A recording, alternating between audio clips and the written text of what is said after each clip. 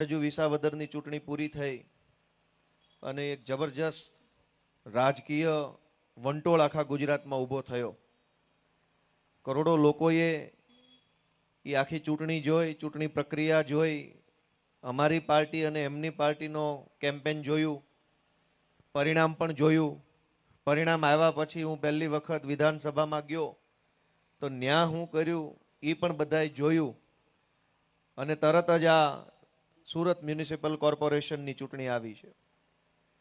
આજે અમે તમારી સમક્ષ કેટલાક વિચારો રજૂ કરવા માટે આવ્યા છે, બધા અમારા ઉમેદવારો અને આગેવાનો બધા ભેગા મળીને, કે શા માટે આ ચૂંટણીમાં આપણે આમ આદમી પાર્ટીને મત આપવાનો છે. અને આમ આદમી પાર્ટીને મત આપવાથી આ વિસ્તારમાં, સુરતમાં અને ગુજરાતમાં શું શું ફેરફાર આવવાના છે. ગયા વર્ષે બધાએ આમ આદમી પાર્ટીને મત આપ્યો અને સુરતમાં અમારા ગુજરાતના ઇતિહાસમાં પહેલીવાર 27 કોર્પોરેટર જીત્યા. થોડી ઘણી મુશ્કેલીઓનો તમારે અને અમારે બધાએ સામનો કરવો પડ્યો.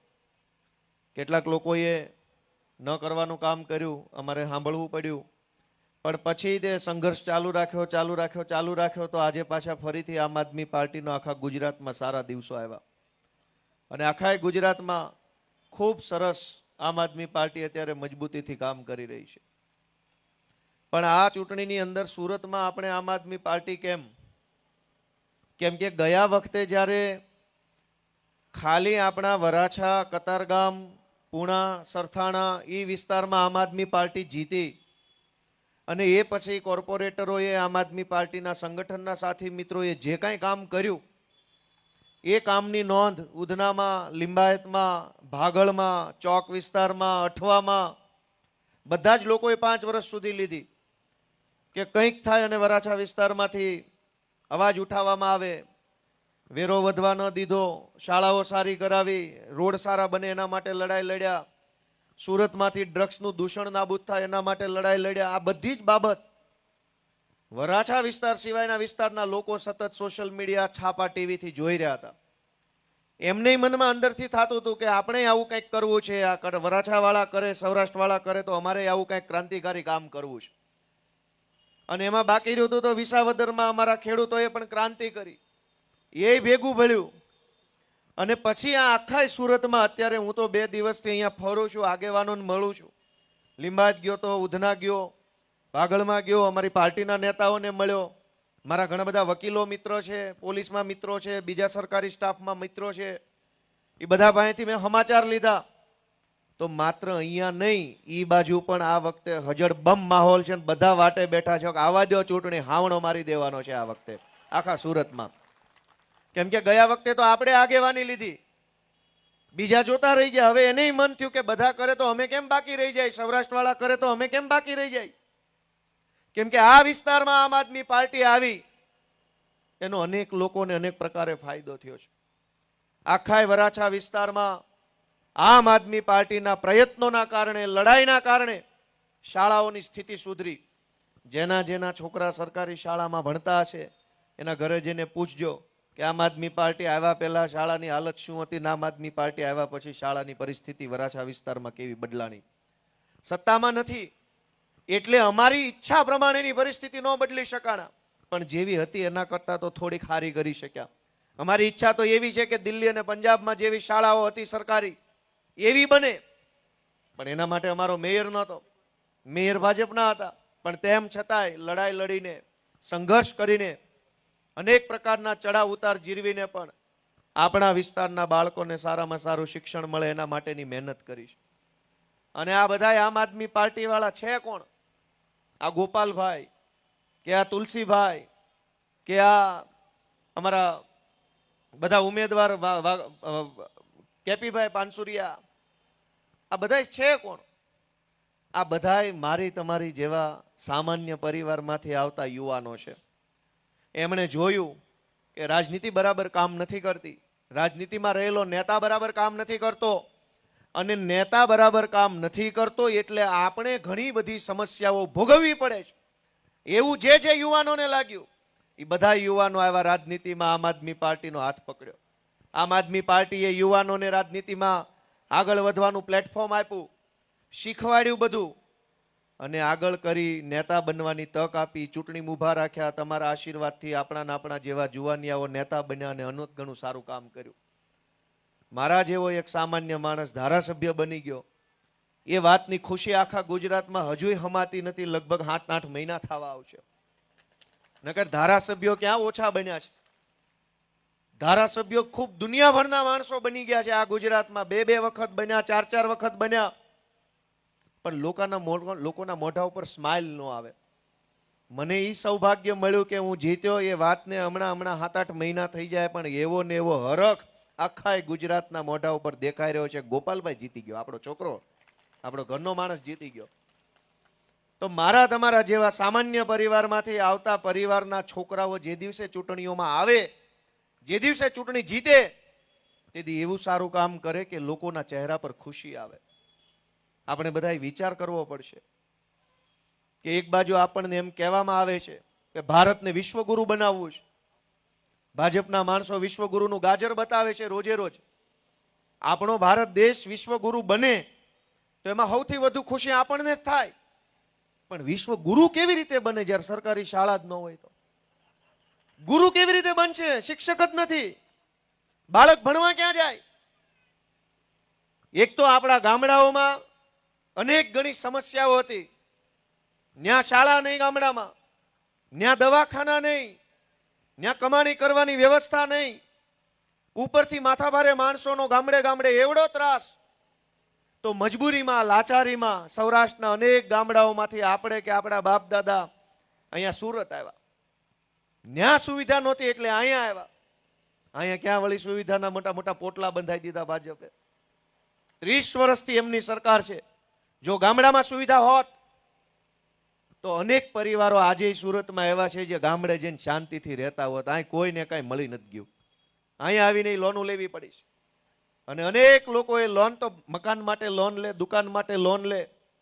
એ તો હજુ એક વખત સમજ્યા કે ભાઈ કાંઈ વાંધો નહીં, ઘરનું મકાન તો થઈ ગયું, ભલે લેણું થયું. પણ પરિસ્થિતિ એ હદે ખરાબ થઈ છે કે ભણવા હાટું લોનો લેવી પડે છે. જેના છોકરા હોશિયાર હોય એને ભણાવવા હોય સાયન્સમાં, એન્જિનિયરિંગમાં, લોનો લેવી પડે છે, જમીનો ગીરવે મૂકવી પડે છે બિન અનામત નિગમમાં.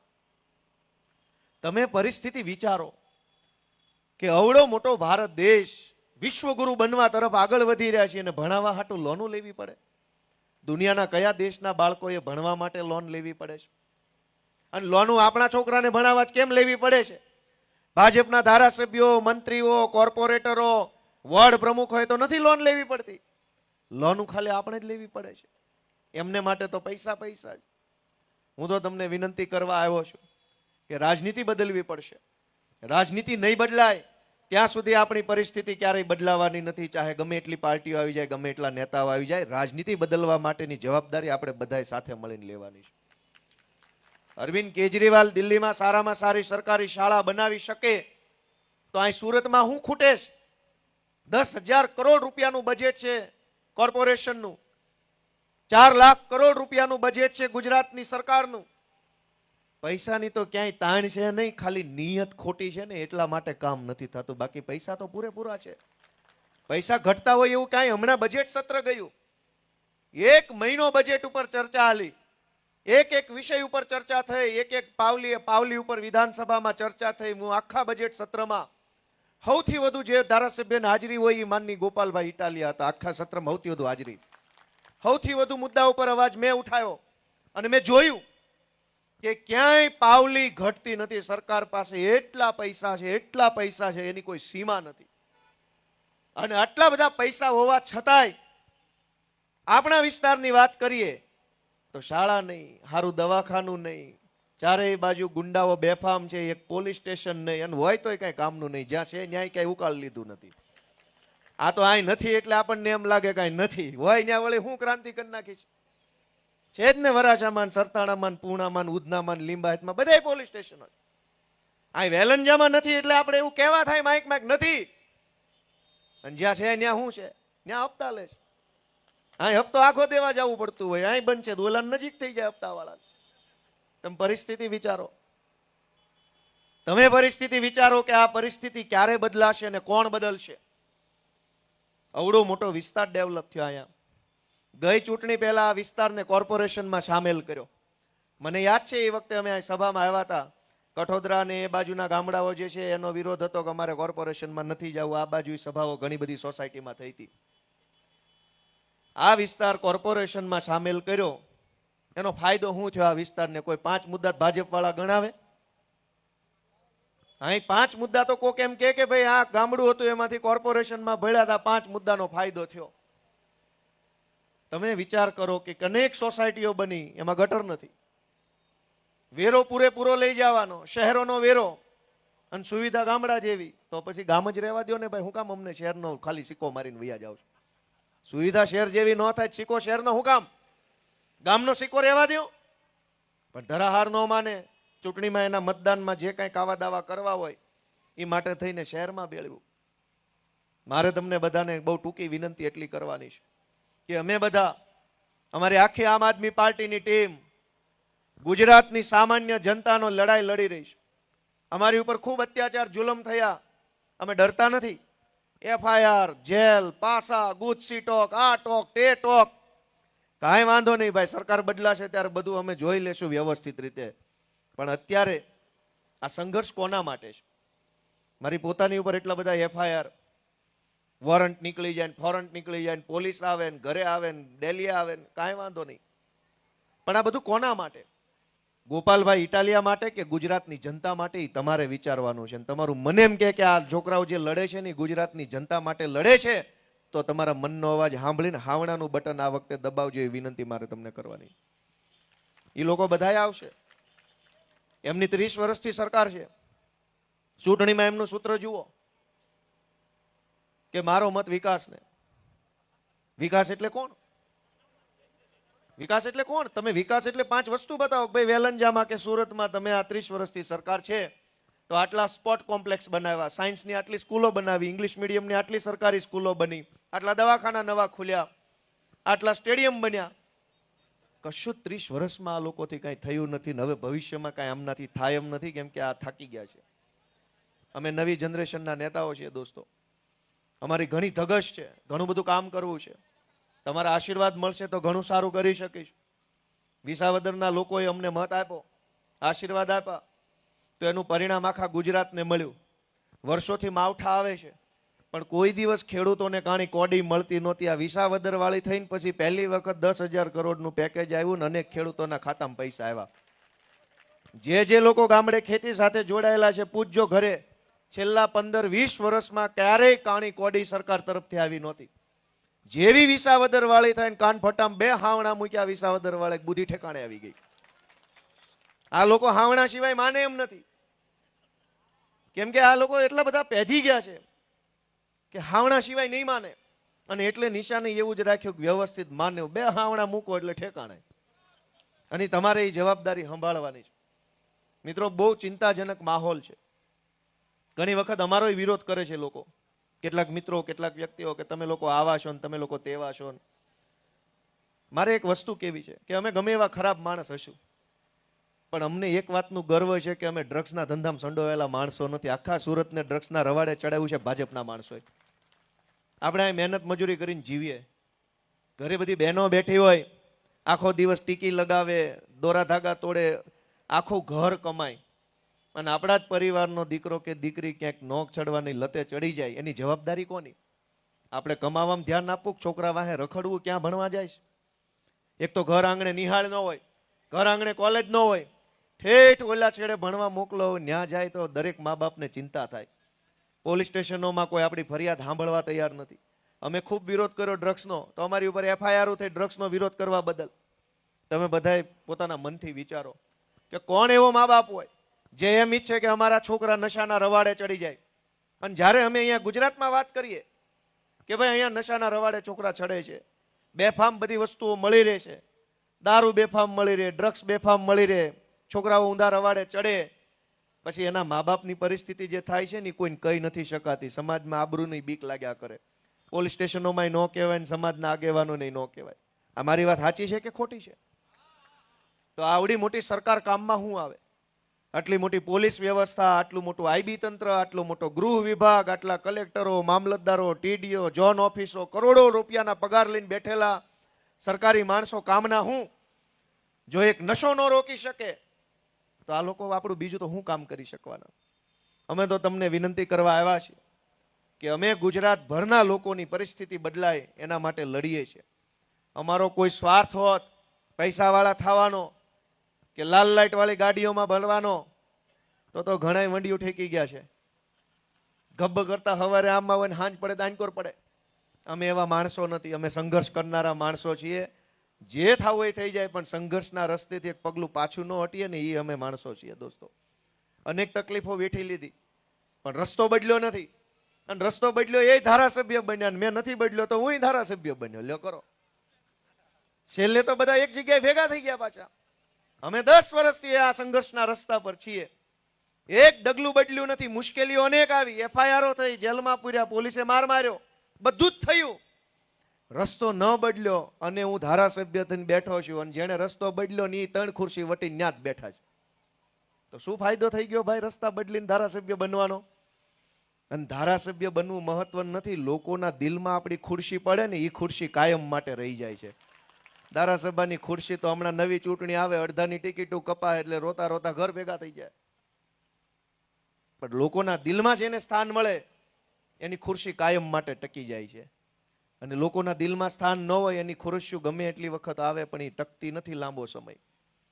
અમે તમારી પાસે એક આશા રાખીને આવ્યા છે કે આ યુવાનોને રાજનીતિમાં લાવી એને મોટી જવાબદારી સોંપવાનું કામ અરવિંદ કેજરીવાલ અને આમ આદમી પાર્ટી કરે છે. તમે મારો દાખલો લ્યો. મારી જેવા માણસને કોણ આગળ લાવ્યું? આમ આદમી પાર્ટી અને અરવિંદ કેજરીવાલ. તમે એકવાર વિચારો કે આ અરવિંદ કેજરીવાલ ને આમ આદમી પાર્ટી ન હોત તો ગોપાલભાઈ શું કરતા હોત? સિસોટી મારતા હોત કોન્સ્ટેબલ તરીકે રોડ ઉપર. અમે તો હતા જ કોન્સ્ટેબલ. અમે શું કરતા હોત? સિસોટીઓ મારતા હોત. અહીં સાઈડમાં લાય પચા. પણ તમે વિચારો કે ગોપાલ ઇટાલિયાને અરવિંદ કેજરીવાલ અને આમ આદમી પાર્ટીએ નેતા બનાવ્યો તો જનતાને ફાયદો થયો કે નહીં? કયો છે એ બધા? ગોપાલ ઇટાલિયા કોન્સ્ટેબલ હોત તો ગુજરાતને સારો ફાયદો થાય કે ગોપાલ ઇટાલિયા આમ આદમી પાર્ટીમાં આવ્યો એમાંથી સારો ફાયદો થયો? કયો છે બધા? ગોપાલ ઇટાલિયા જો આમ આદમી પાર્ટીમાં હોય તો ગુજરાતની જનતા માટે લડે, આગળ બોલે. આમ આદમી પાર્ટી જ ન હોય તો મારા જેવા અનેક જુવાનિયાઓ છે એની જિંદગી ક્યાંય વહી જાય છે કોઈને ખબર નથી રહેતી. આ પાર્ટીને આગળ વધારવાની જવાબદારી જનતાની એટલા માટે છે કે આજ રાજકારણમાં હારા માણાની ખોટ પડી છે. કોઈ હારો આબરૂદાર, ઇજ્જતદાર, જવાબદાર માણસ રાજકારણમાં નથી. બધાય લે ભાગુ તત્વો જે મળ્યું લઈને નીકળો અહીંથી જલ્દી. પબ્લિકનું જે થવું એ થાય એવી ટૂંકી માનસિકતા, ટૂંકી લાલચવાળા માણસોએ રાજનીતિ પર કબજો કર્યો છે. અને એની વચ્ચે અમે એમ વિચારીએ છીએ કે નવા જુવાનિયાઓ આવે, બધા મહેનત કરે, સંઘર્ષ કરે, 5-25 જણા કદાચ ભાગી જાય તોય તે 2-5-25 જણા મહેનત કરી આગળ આવી અને સમાજને સારી દિશામાં લઈ જવાનું કામ કરે. પણ આ બધું ક્યારે શક્ય બને? જ્યારે તમે આશીર્વાદ આપો ત્યારે.